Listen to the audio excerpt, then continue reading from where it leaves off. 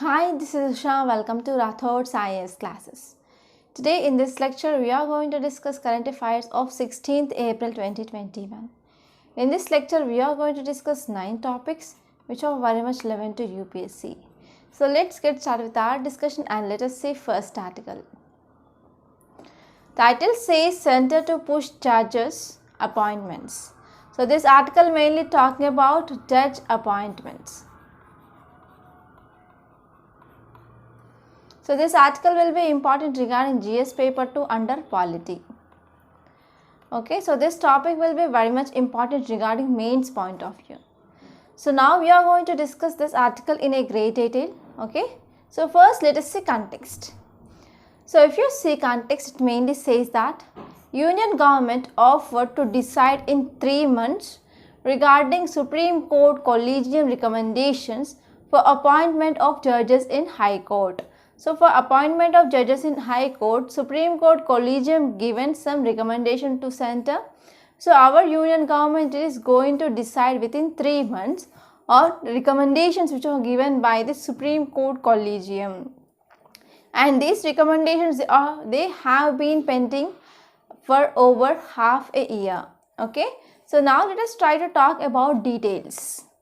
So High Court mainly continued to have about 220 vacancies. Okay, because their collegium had not offered any names.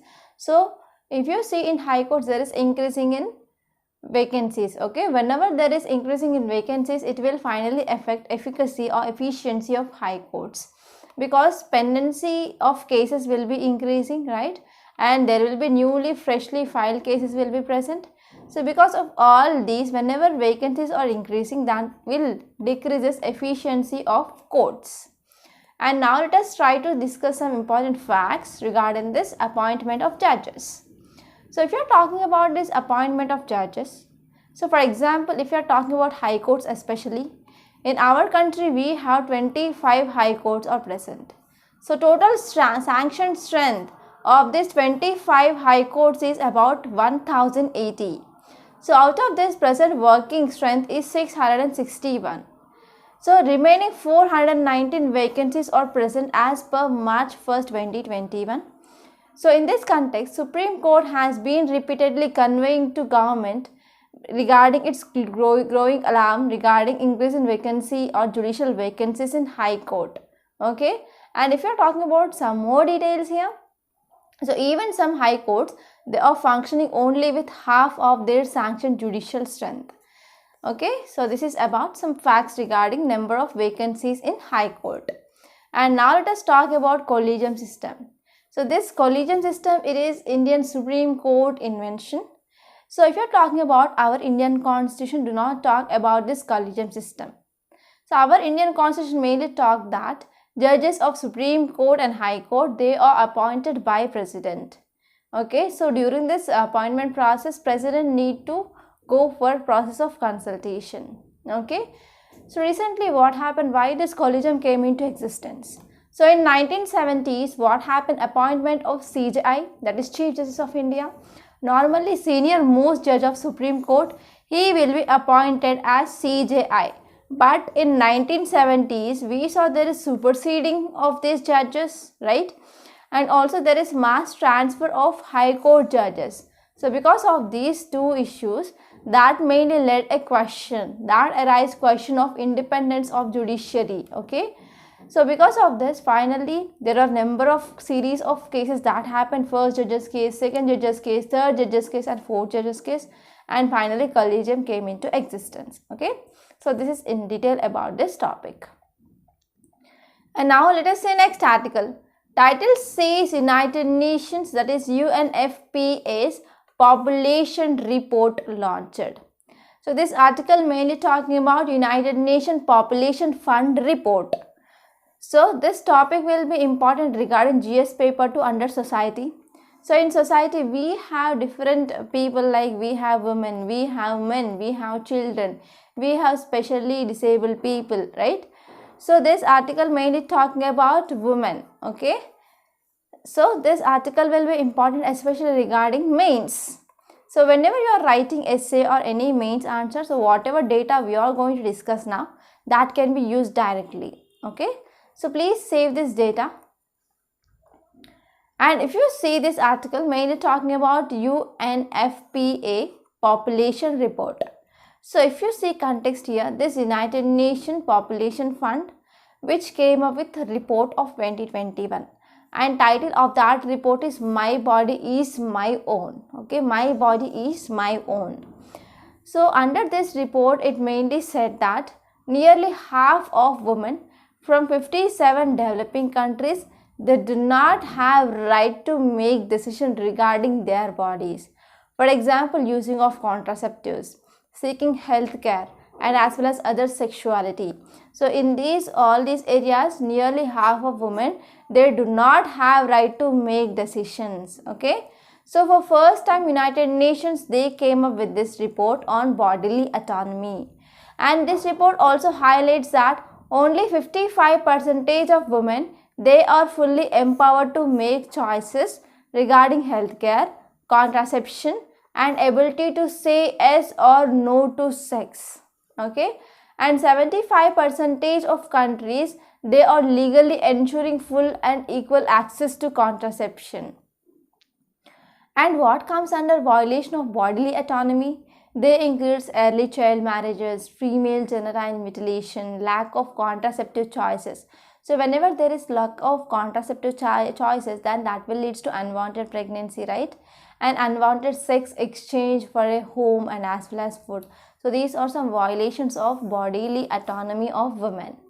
And next important thing is people with disabilities, they are mainly stripped of their rights. Okay, rights to self-determination. So even these people with disabilities, they want to come up with free from violence, and as well as they want to enjoy a satisfying sexual life, but these people are most vulnerable and they are stripped of their rights to self-determination.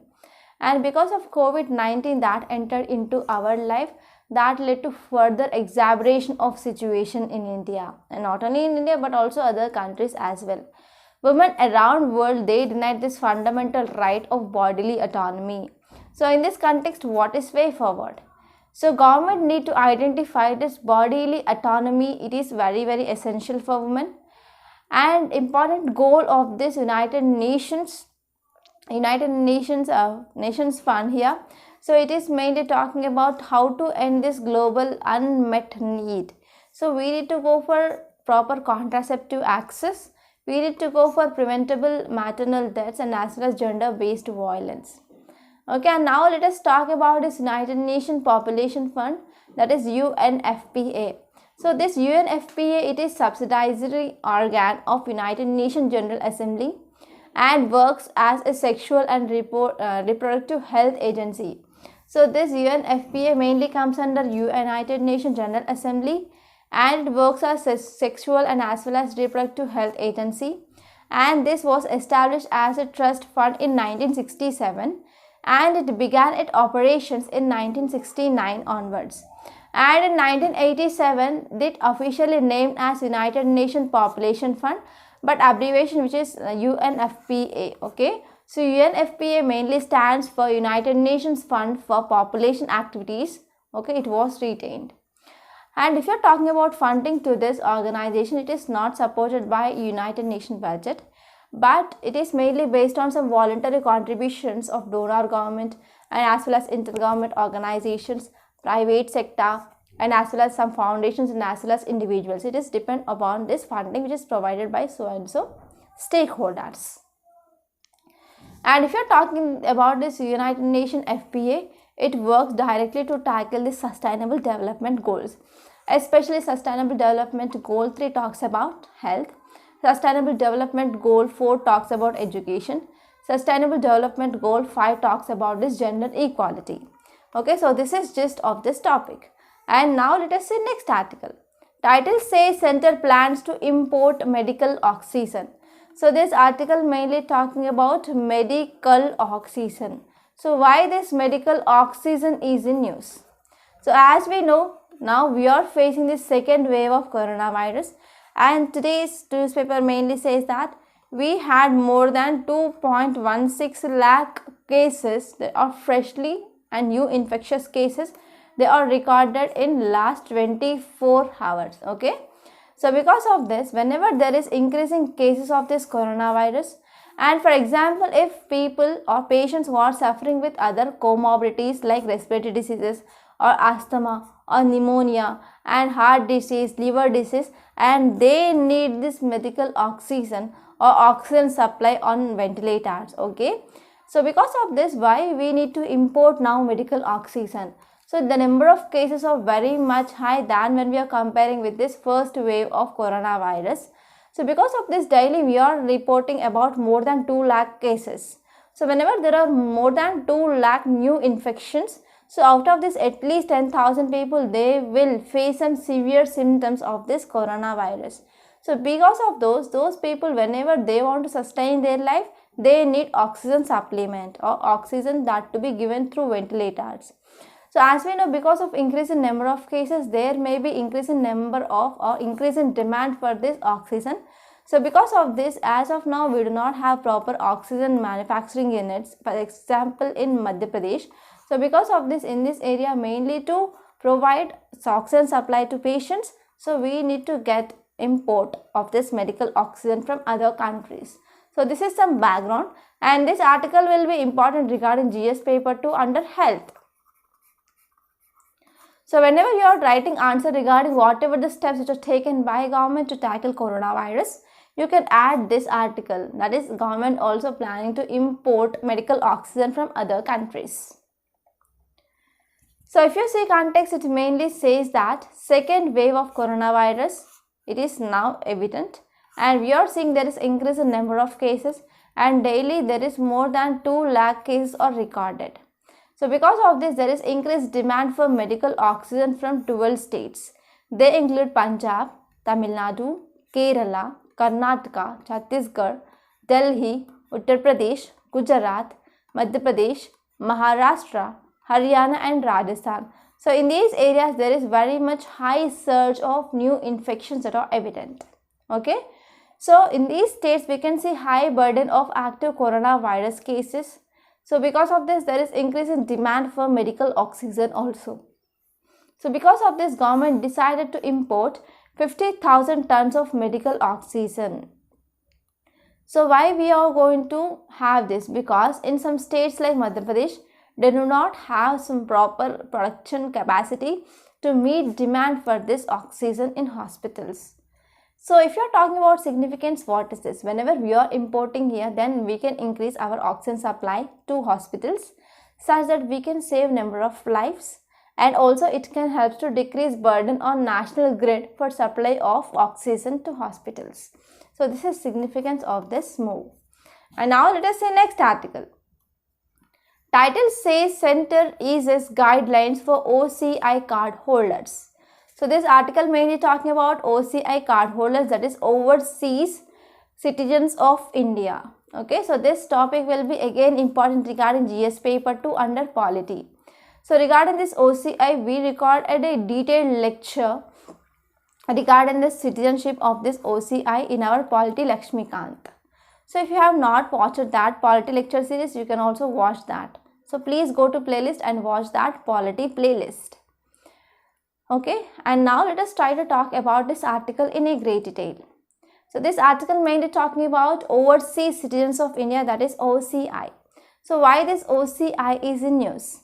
So OCI, from now onwards, they will not be required to register for a fresh OCI card every time when they get this new passport. Okay, so whenever they are getting new passport, earlier they used to again register for fresh OCI cards.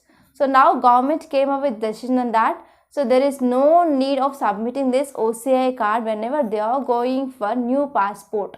So this new passport will be given, okay, after 20 years of age and as well as after 50 years of age. Okay, so whenever they are getting this new passport, they will also apply to this OCI card, but now from now onwards it is not necessary. And now let us try to talk about details.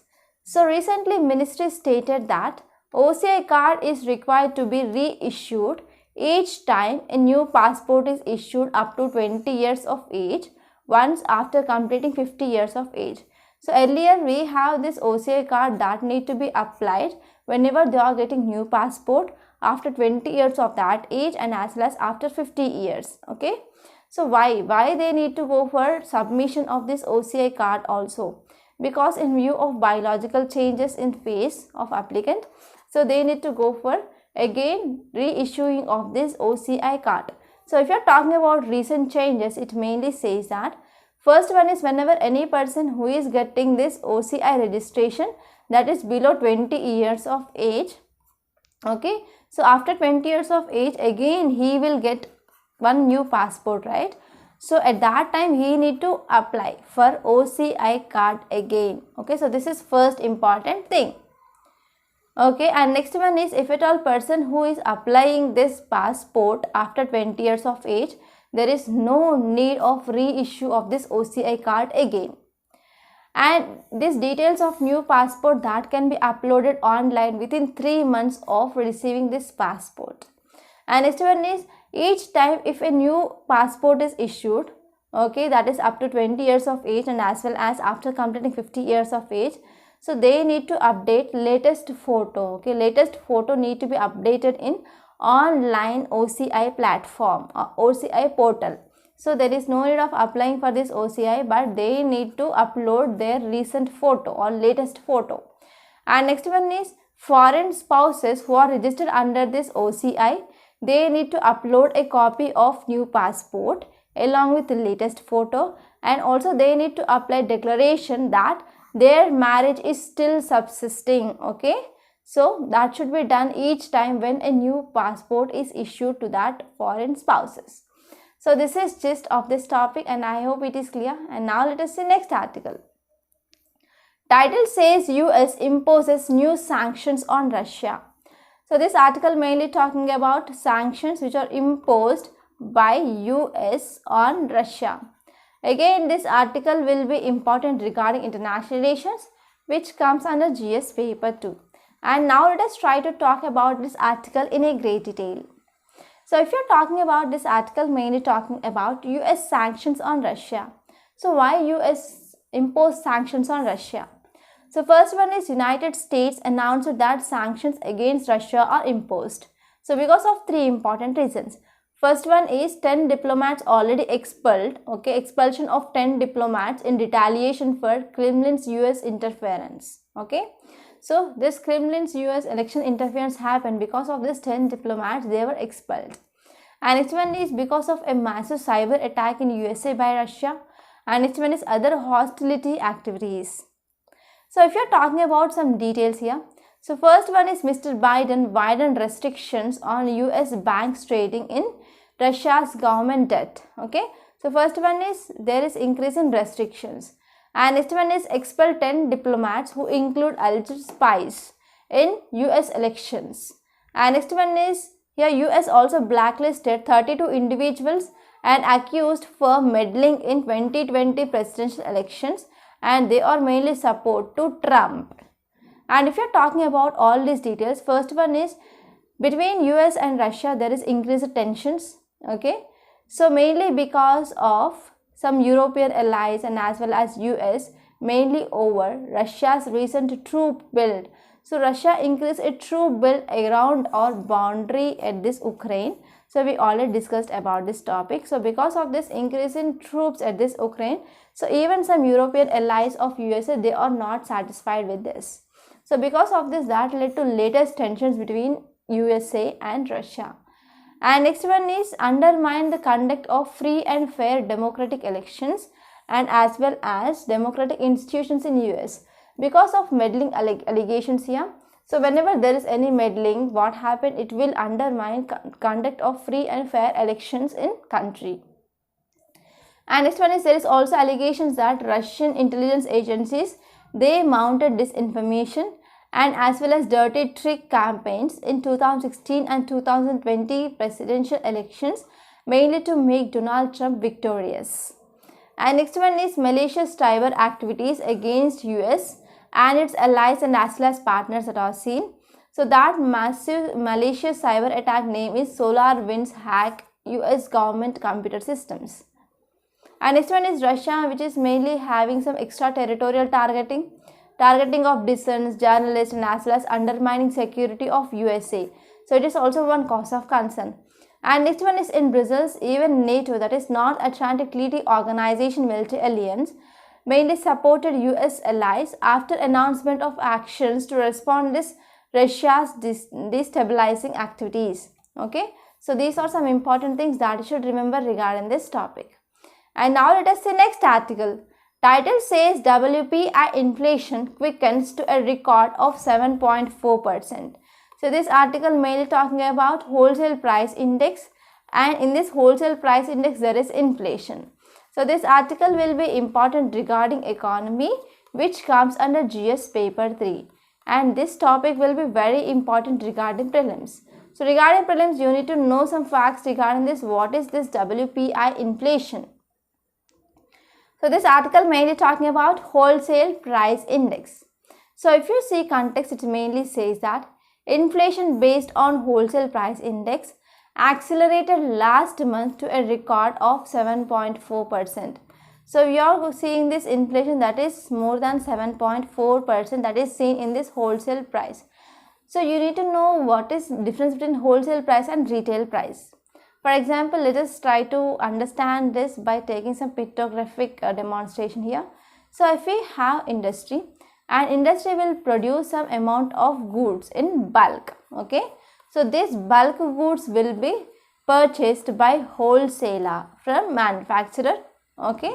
So in this bulk scale here, so he will sell some amount, okay, some amount to one retailer, okay, and some amount he will sell to another retailer, and some amount he will sell to another retailer, okay.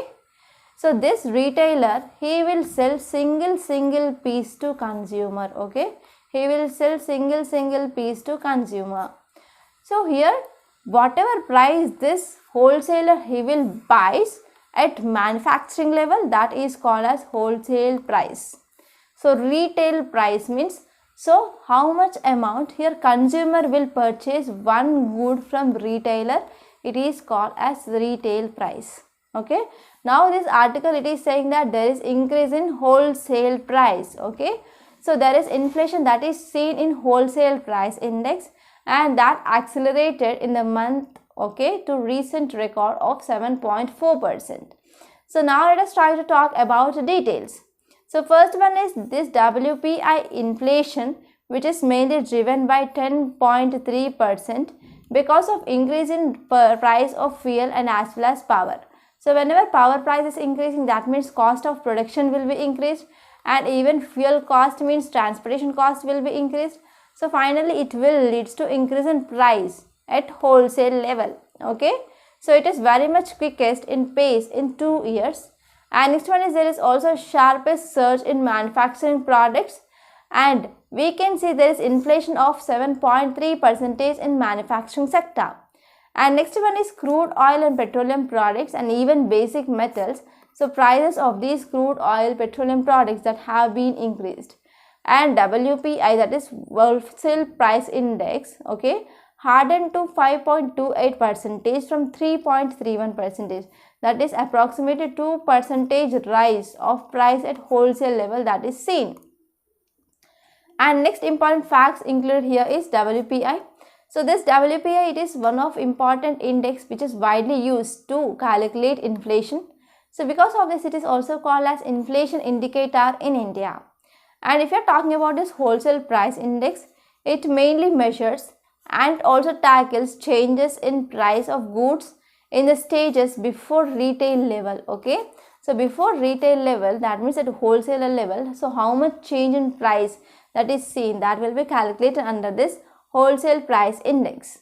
And this wholesale price index will be released or published by Office of Economic Advisor, which mainly comes under Ministry of Commerce and Industry. And base year to calculate this wholesale price index is 2011 to 12.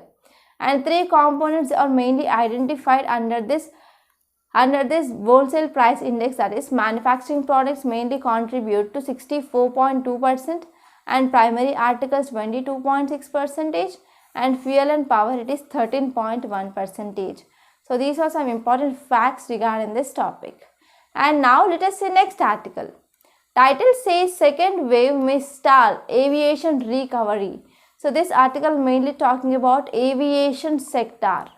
Okay, so this topic mainly in use because of CRISIL came up with one report regarding crisis in this aviation sector due to this second wave.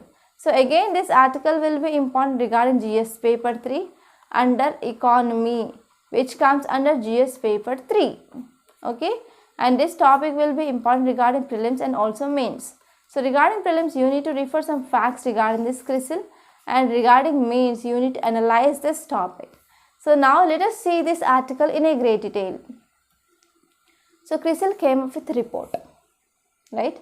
So in this report it mainly says that due to second wave of COVID-19 in country, now we are expected to arrest last 6 months recovery which is made by these airlines.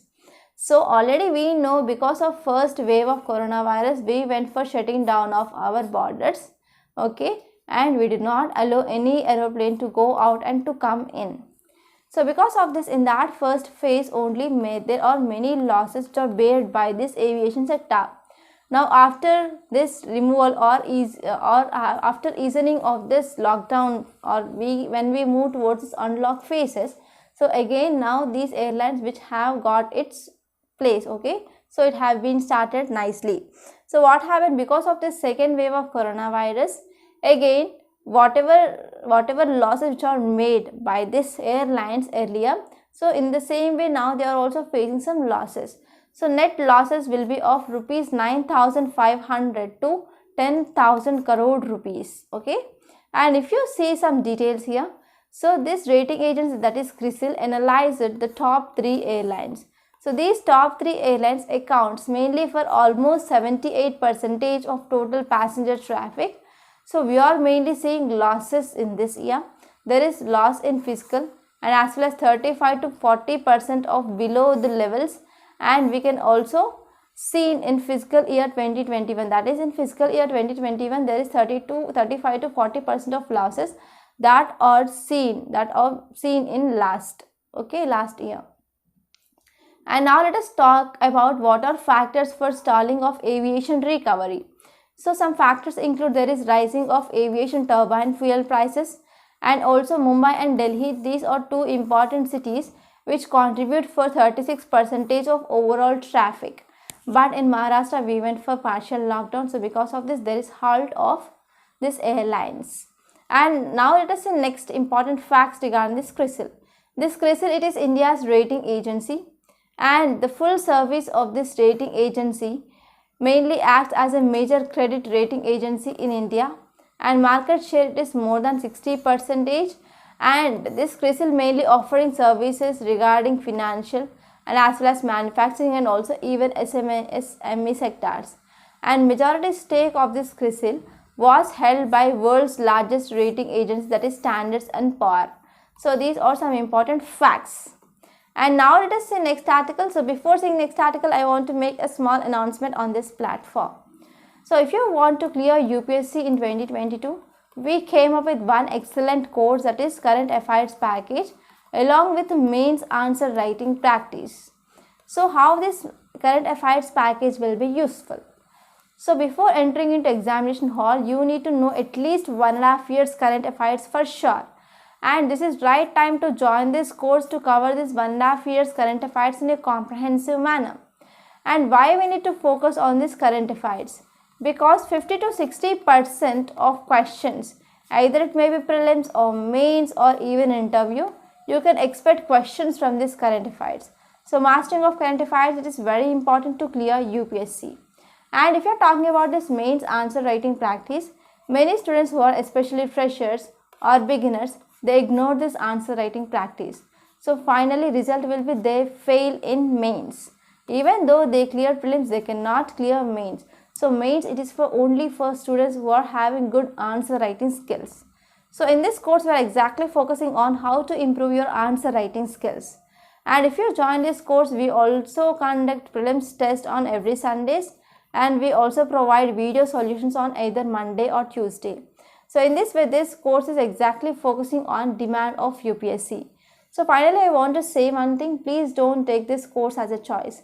Try to join this course as soon as possible, because in next month the price of this course, it might be doubled. Okay, so because of this, I am giving information to you before itself. Okay, and if you want to talk to me regarding this course, you can talk to me on this number.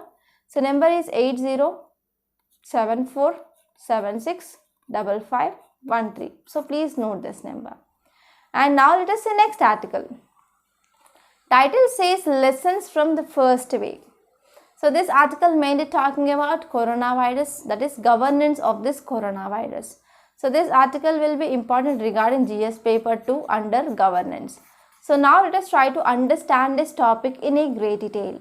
So if you are talking about context here, so India's second wave, it is much virulent than first wave. So this second wave, it is mostly virulent because of some reasons. First one is there might be antibodies, they might be disappeared in people who already infected with this coronavirus. And second important reason is because of increased crowding, and people, they mostly relaxing. Okay, they are not using some mask or sanitizing their hands regularly, and as well as maintaining physical distance. They are going for group gatherings. So because of all these reasons, and also we are seeing some mutant virus, so they are also contributing for this increased transmission of this coronavirus. Okay, so see these are some important reasons that are behind this increased number of cases of coronavirus. And many states, they restarted enforcing the shutdowns of various scales. Okay, so unfortunately, if they are going for large scale political, social and as well as religious events, so whatever restrictions or whatever renderings which are taken by government, that will be of meaningless. So if you are talking about some details, here recently IMF projected that is International Monetary Fund, it mainly projected that India's GDP grows at 12.5% this year. And to achieve this, it is a very tough because of this again second wave of coronavirus. And next one is, if you are talking about our economy, so different sectors like technological sectors, pharmaceutical sectors and healthcare sectors, they saw some recorded positive growth. And next one is, there is recent report, it mainly said that wealth of our billionaires increased by 35% even during this COVID-19 pandemic. But what about poor people? And other sectors include travel and tourism, wellness and hospitality. They mainly receded in historical lows. And because of this pandemic, mostly informal sector and as well as MSME sector, they pushed 75 million Indians into poverty. And some white collar sectors like IITs and as well as ITs, consulting and financial services, they are mainly going for work from home here.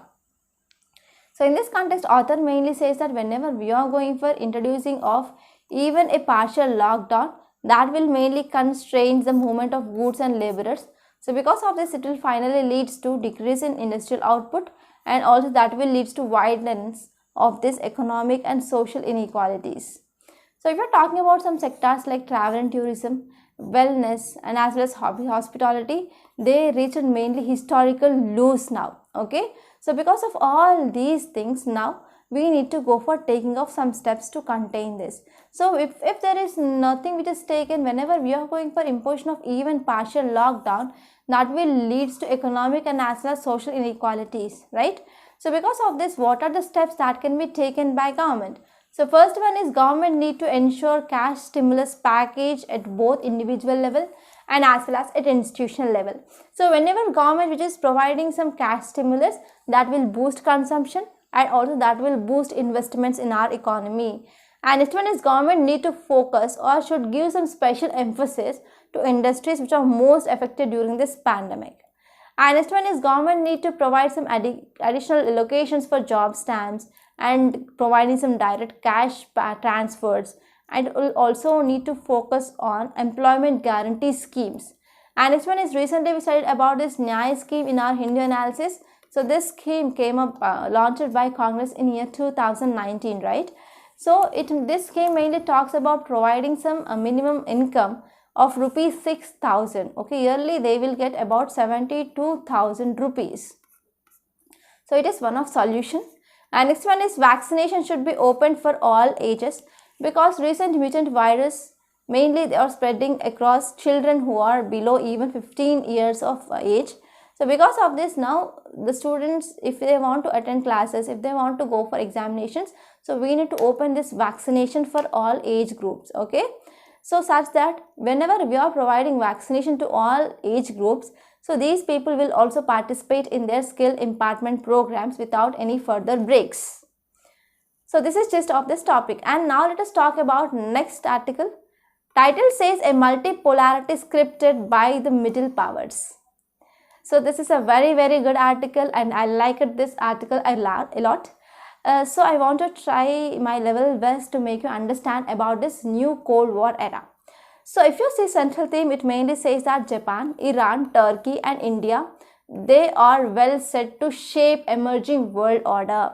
So whether we need to move towards new Cold War era or whether we need to move towards multipolarity. So now this decision, which is mainly in hands of these 4 countries, they include Japan, Iran, Turkey and India.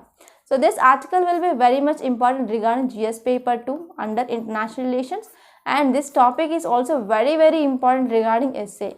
So you can expect essay directly regarding this multipolarity. So now I will try my level best to make you understand this topic. So this article mainly talking about this new Cold War era.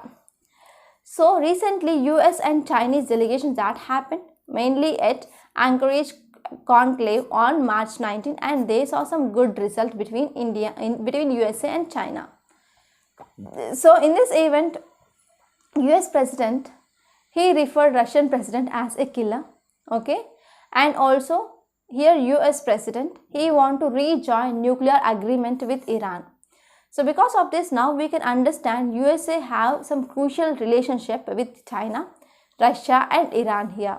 Okay, and in this context we need to also talk about Quad, because Biden also extended firm back for another Trump priorities. So these are mainly Donald Trump priorities, and now again our Biden sub, he is mainly following this Trump priorities. For example, increased presence in Indo-Pacific region by mainly Quad. This Quad is a quadrilateral grouping, mainly contains 4 countries. Those countries include Australia, USA, Japan and India here. So recently on March 12th, so we had online summit of this Quad, and we affirmed free, open, resilient and inclusive Indo-Pacific region. So now if you are talking about this new Cold War, US mainly continues to view China as its principal adversary on world stage. So even now also US mainly think that its adversary it is China here. So this author mainly says that because US mainly thinking that its principal adversary is China, mainly to counter that China, USA it is using Quad. Okay, so this is one important idea. And if you're talking about this new Cold War, so we are going to have a concrete shape during this Trump presidency. So it is not new in this Biden's administration, but it got some shape during Trump presidency itself. Okay, so at this time of Trump presidency, Secretary of State, that is Pompeo, mainly called like-minded nations to curb China's growth and as well as to reduce its influence in international institutions. Mainly at that time of Trump, he want to decrease or he want to curb the growth of China, and he want to reduce influence of China in international institutions. And if you're talking about Russia here, US hostility for Russia goes back. So mainly because of war with Ukraine and as well as occupation of Crimea. Crimea is very important for Russia because this Crimea, it is one of important port city, right? So it will mainly provide some good trade access or port access to Russia, because most of ports in this Russia, they will become ice such that they will not much navigatable at all times of year. So because of this, it came up with occupation of Crimea in 2014 through referendum. Okay, so later on, it is mainly followed by allegations of Russian cyber interference in US presidential elections in 2016. So because of all these reasons, what happened? USA, which is against Russia and it is against China. So in international relations, you need to remember one thing: friend's friend is friend and friend's enemy is our enemy. Okay. So here China's enemy is USA and Russia enemy is USA. So enemy's enemy will be our friend. So the same thing which we see in this relation. Okay. So because of all these things, now it encouraged Russia and China to solidify their relations, and they came up with expanding of their bilateral ties, and China and Russia also agreed to harmonize their visions in Eurasian Economic Union, okay, which is mainly sponsored by Russia, and Russia is also participating in this Chinese Belt and Road Initiative. And next important thing is, so both countries, they committed for greater Eurasian partnership also, and in the same context, these both countries, that is Russia and China, they condemned Quad, okay, for undermining global strategic stability. So if you're talking about now, that led to new Cold War, okay. So this new Cold War, it is mainly reflected in new geopolitical, okay, new geopolitical binary now. So if you're talking about this new Cold War, it is against Eurasia and Indo-Pacific, okay. So Indo-Pacific versus Eurasia, it is new Cold War era. So now let us talk about final shape of this new Cold War era. It's mainly determined by 4 important nations. First one is Japan, second one is India, third one is Iraq, and fourth one is Turkey. So these are 4 nations, they are going to decide the new shaping of this new Cold War. So why these 4 nations? So these 4 nations, they are middle powers. So they are powerful in their regions. Okay, Japan, it is powerful in that region. India is powerful in Asia, and Iran is also powerful in its nation. So because of these middle powers, they have capacity to project power regionally, and they can build alliances and support or disrupt strategies of these international powers. So if you are talking about Japan and India, they are members in Quad grouping. So this Quad grouping mainly have some substantial security ties with US. That means Japan and India, which have security ties with US. And if you are talking about Iran, it is not yet decided, because now US mainly want to rejoin this Iran's nuclear deal, and it want to remove sanctions on Iran. So whenever these sanctions are eased by US, then Iran can decide to move towards US. Otherwise, it will found some strategic comfort with Sino-Russian alliance. Okay, it will move towards China and Russia.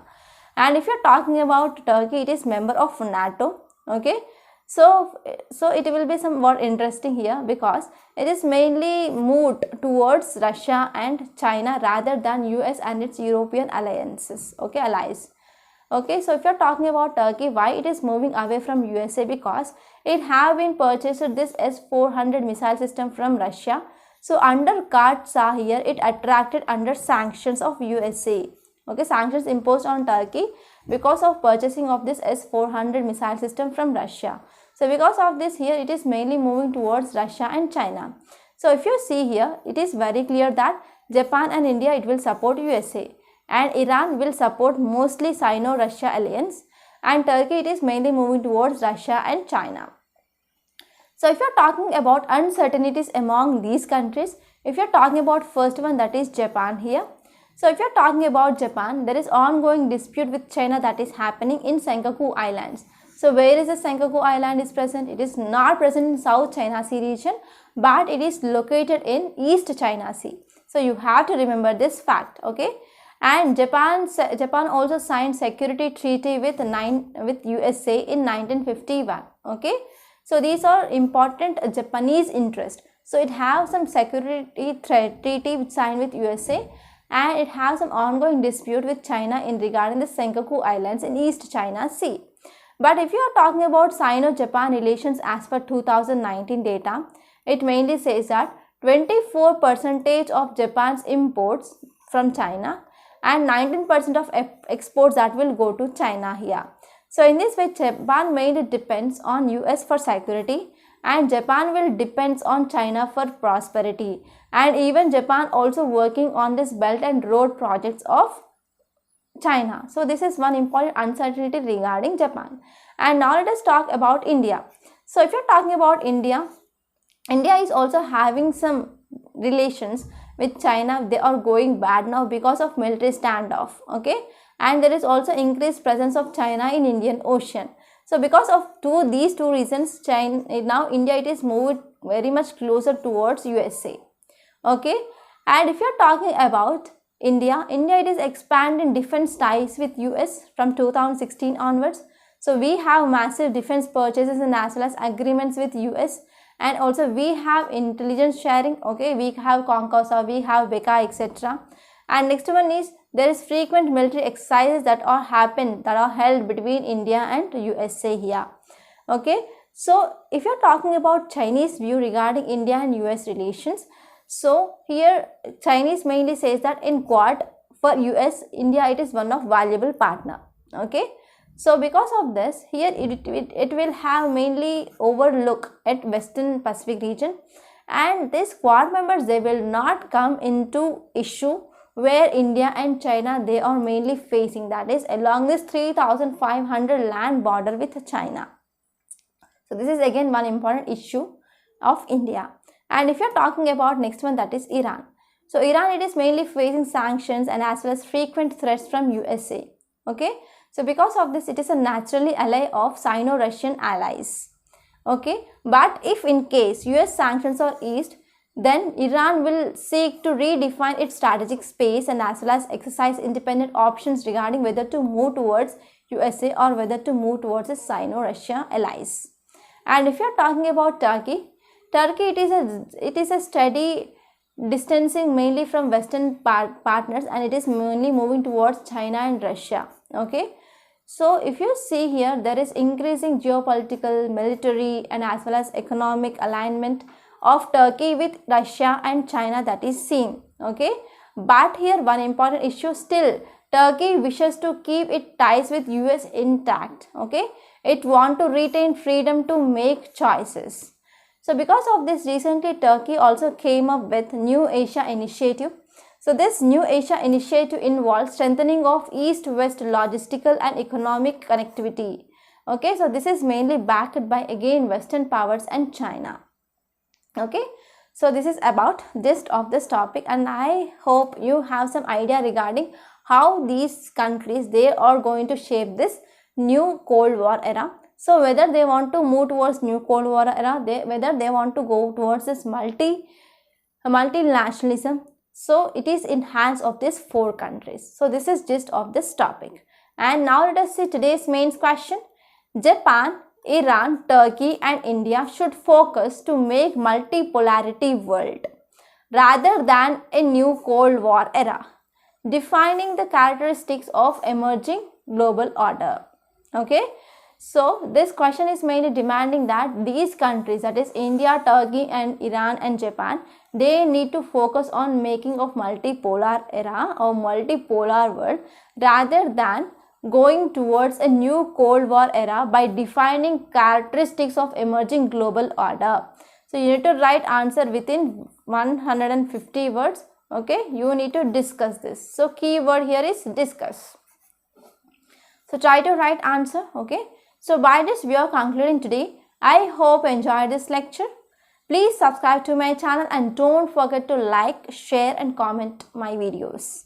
And don't forget to enroll this current affairs package. Thank you so much.